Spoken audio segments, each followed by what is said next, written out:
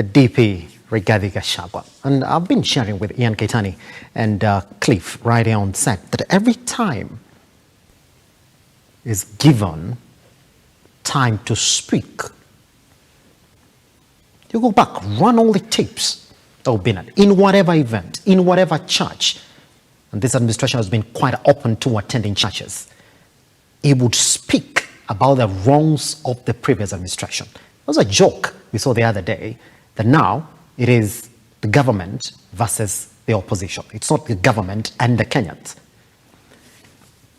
Kesani, I don't know what question then you put across to Cliff.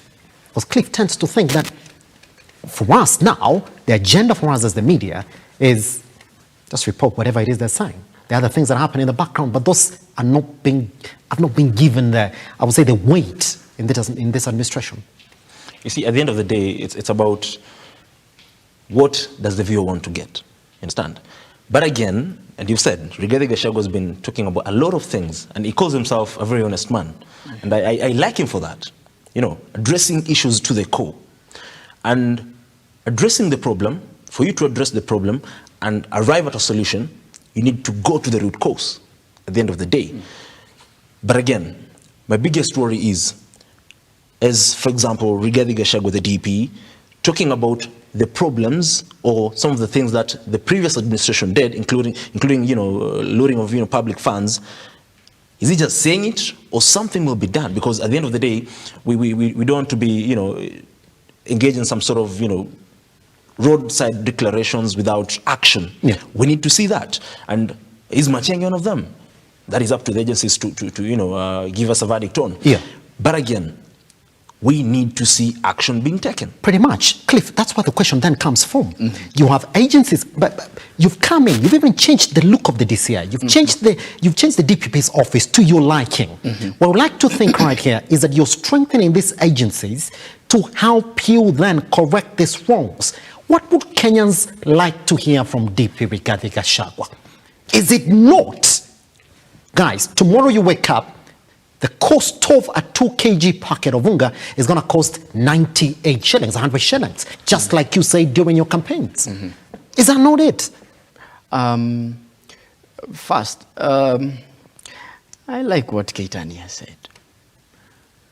Rigathi Gachagua, why he's now becoming a sensation is because of the, let's say, honesty that he exudes when he picks the mic. People are scared.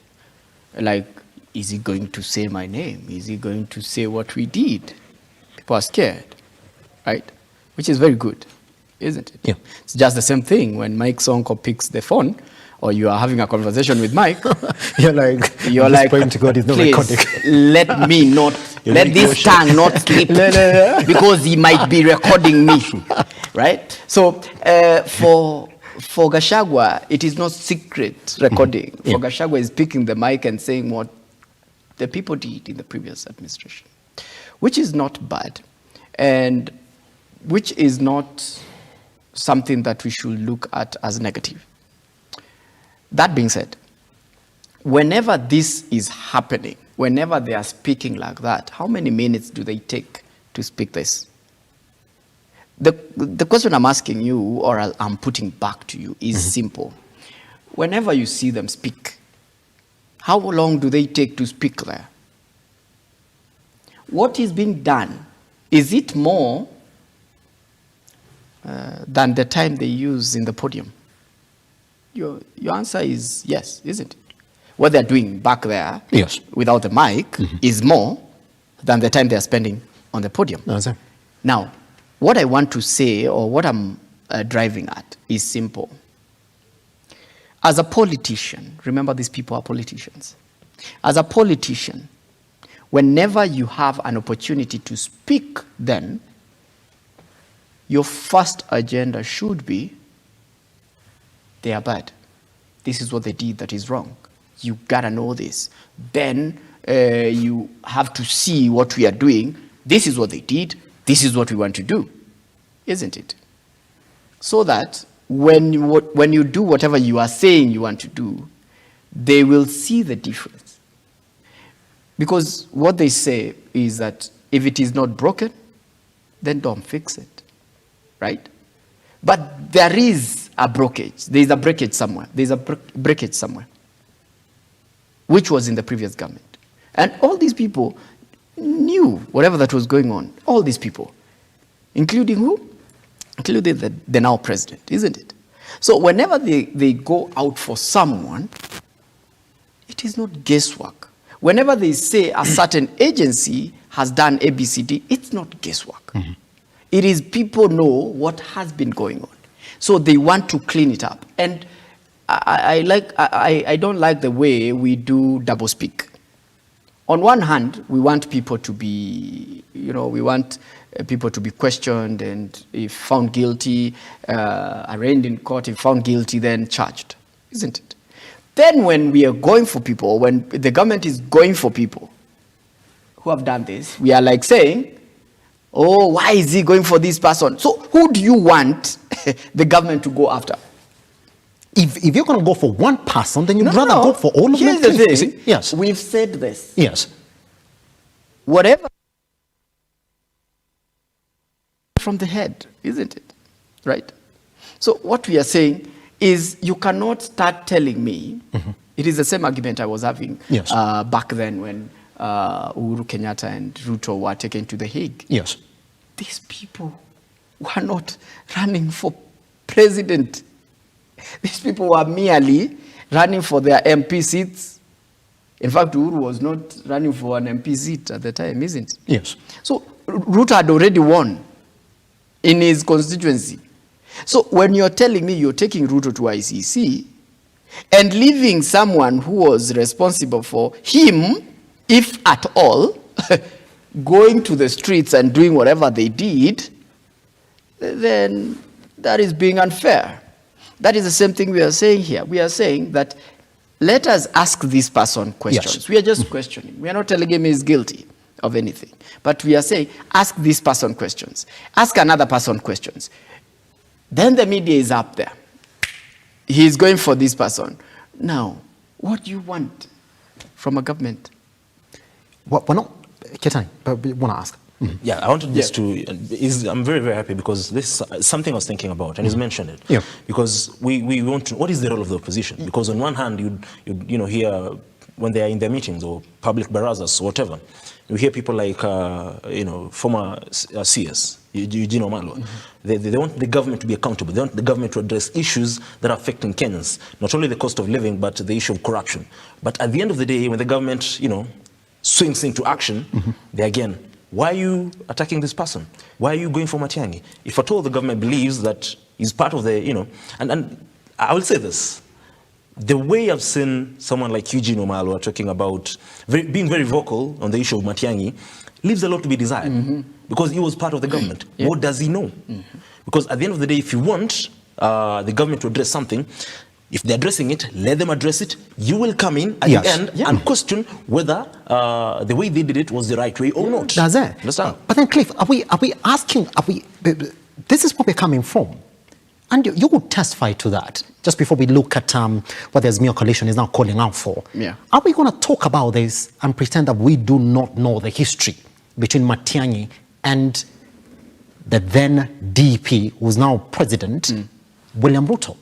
Are we going to close our eyes and say, well, you see, gas business in this country is owned by, we do know, and I will not be ashamed to say it, Raila Amolo Odinga has a huge stake in gas business in this country. We do know that. When Rigathi Gachagua says we're going to go into that business for milk, we do know which family is leading in terms of the amount of shares that they have in milk business in this country. We do know, which therefore leaves us to ask this question. Yeah. Are you fixing this country, or it is just a vendetta? You did me wrong. It's my time now to show you exactly how it is. And that's what we're saying. If you are going to fix corruption in this country, you have a state agency that you've empowered to help you do that. Yes. Why do you have to keep on speaking about it every little opportunity that you get? That's the question that we're asking. See, what Kenya should want to hear, fine. Fix the country. Tell us when gas is coming down. Tell Tell us when milk is going to come down. Don't tell us that these are the families that are killing this Kenya. Are they killing it really? Is that the picture, Ketani? Before Cliff, chips in, Yeah. talking about the families, Yes. that are they, we know they're the biggest shareholders at Yes. the end of the day, because there's the debate around monopoly, and there's been that debate, Yes. including For the Kenya longest Power. time. The question is, if we bring in more people on board, who can offer the same services that you do offer, will it sort of affect the prices positively from the aspect of Mwananchi, Yes. or not? Because if Simba today, you're running for example, the gas business or the milk, you're running the milk business in the country, and you are the biggest supplier or the biggest shareholder, and you set a price of 60 bob, we'll go with your price. But if today Ian Ketani comes on board and Cliff comes on board, then you'll have to, if you're selling at 16, they do sell, me and Cliff do sell, a milk at around 50, 55, then you'd also want to bring your price down to get more sales. There is fair competition. Yeah. And I think that is one thing that Rigathi Gachagua is talking about, Yes. in my own opinion. Cliff, I want to jump in. Yes. Now, owning something is not criminal. Owning anything legally is not criminal. We don't have a problem with people owning whatever they own. That's theirs. But is it right that we can have 3 families owning half of our resources? Is it right? So I'll add on to what Ketani is saying. The issue of competition is key and is very important. And that is what this government wants. Remember, they came in as a hustler government, right? And the hustler in this sense, we are talking about someone who's, trying to make ends meet, or who has tried to make ends meet, who has scratched the surface up to the point that they are, wherever they are, right? So what you're saying whenever you start crying foul, when this government is asking and telling you that we know who owns tea, Yes. we know who owns milk, we know who owns meat in this country, Yes. we know who owns...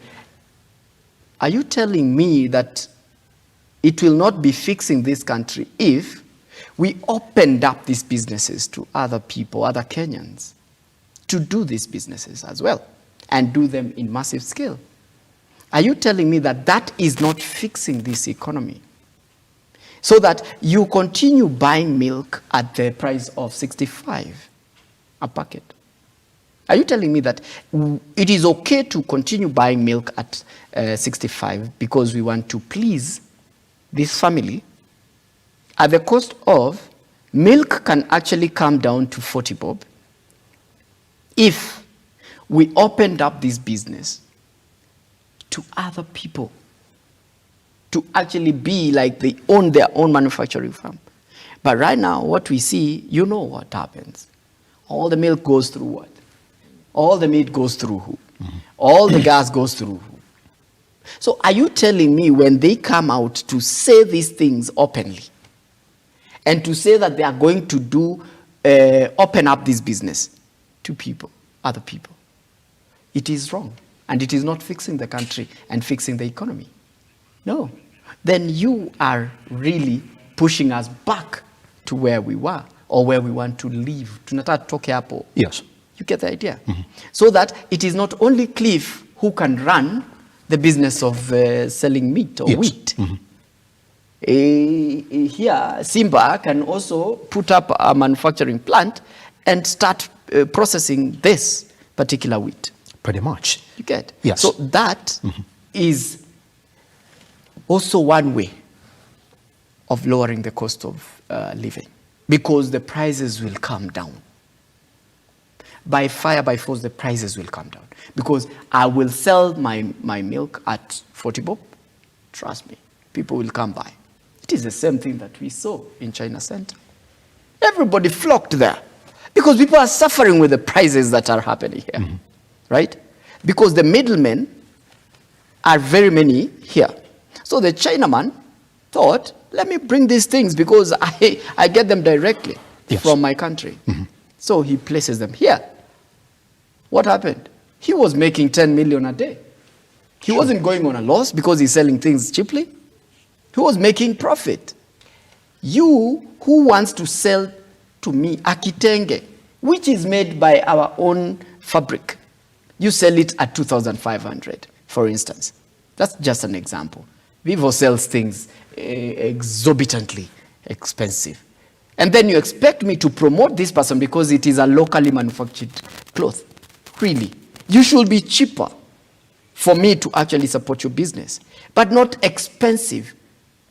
You get? But because there are middlemen here to get these other things that are needed, yes, to actually make this fabric to cloth, yes, it becomes a problem. You have to up your prices. Pretty much. Yes. I just want us to jump into the next one. We can't clear this conversation without really touching on what the opposition is calling out the government for. Let's jump into this and see exactly what they're talking about this weekend, and then come clear up this conversation with Cliff Aboki right here on The Morning Drift.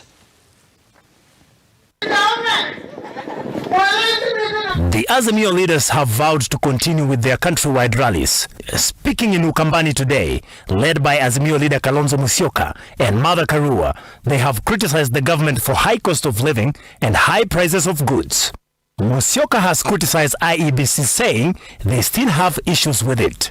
Chebukati aliiba kura ya mimi na Raila in 2017. In 2017, sasa 2022. Na anajua ni kwa nini alifanya hivyo. So we can't. Mtu mmoja, yani hawe maisha yetu sisi zote inategemea mtu mmoja, haiwezekani. Hiyo imesemekana kwa mabaraza. Na tena wanasema